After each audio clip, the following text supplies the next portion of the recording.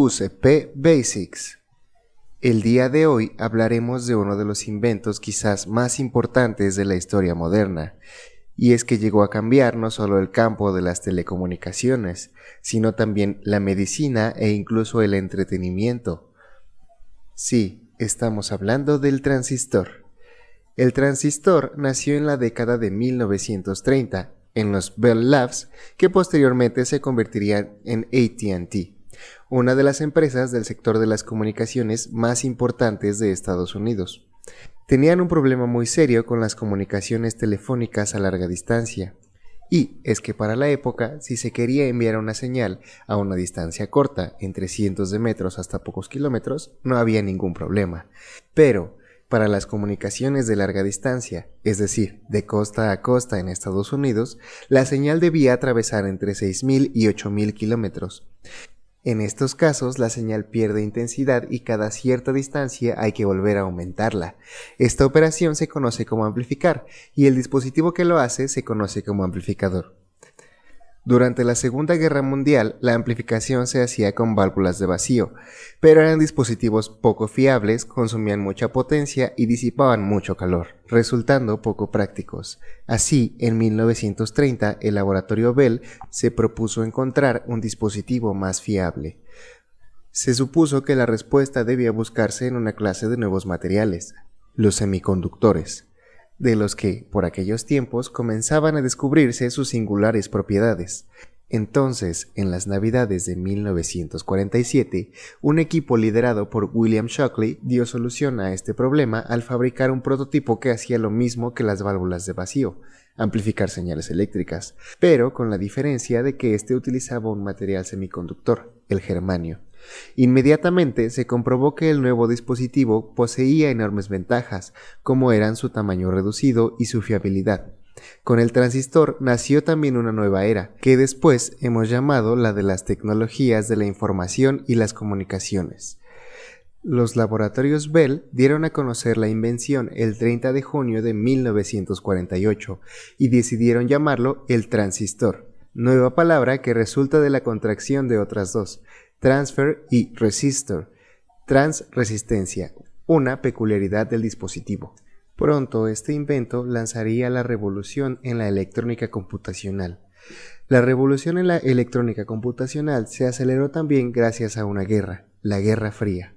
La necesidad de componentes electrónicos miniaturizados para los nuevos misiles llevó al desarrollo del circuito integrado en 1958. Hoy en día, el transistor es considerado un dispositivo electrónico semiconductor que cumple funciones de amplificador, oscilador, conmutador o rectificador.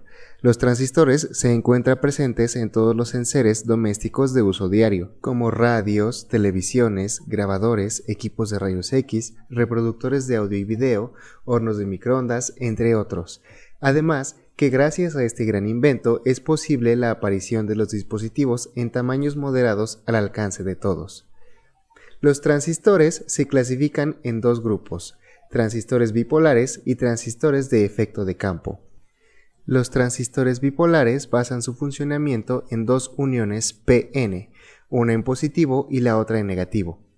La polarización de la unión PN se debe a una corriente eléctrica débil que permitirá controlar una corriente mucho mayor. Este es el principio del amplificador de corriente.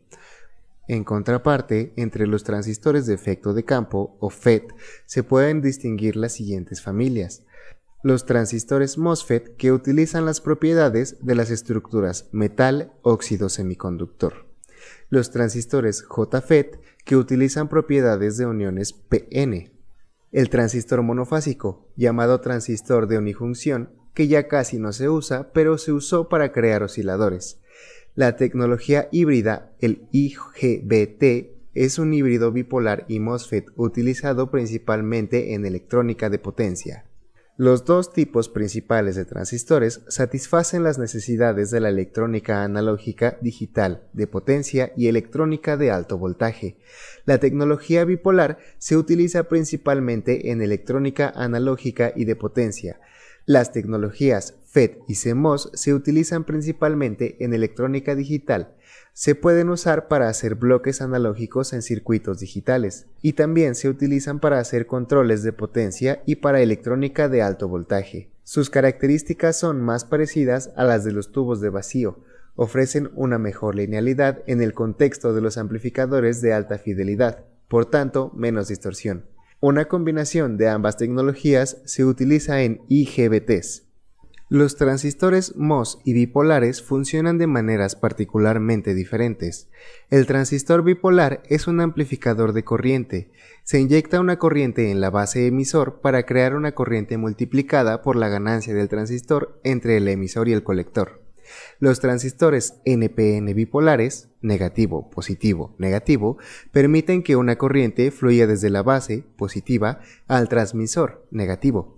Son más rápidos y tienen una mejor resistencia de voltaje que el transmisor de base, negativo, de transistores PNP. El transistor es sin duda el mayor invento del siglo XX, ya que sin él no podríamos concebir la vida como la conocemos. Desde las tarjetas de crédito hasta tu teléfono celular, el transistor forma parte de tu día a día, incluso más de lo que te podrías imaginar. Pero, ¿conoces el impacto que este está causando en el planeta? ¿Sabes cómo recuperar tus dispositivos electrónicos o qué otro uso les puedes dar? Recuerda suscribirte y darle like a este video para descubrirlo. Hasta la próxima.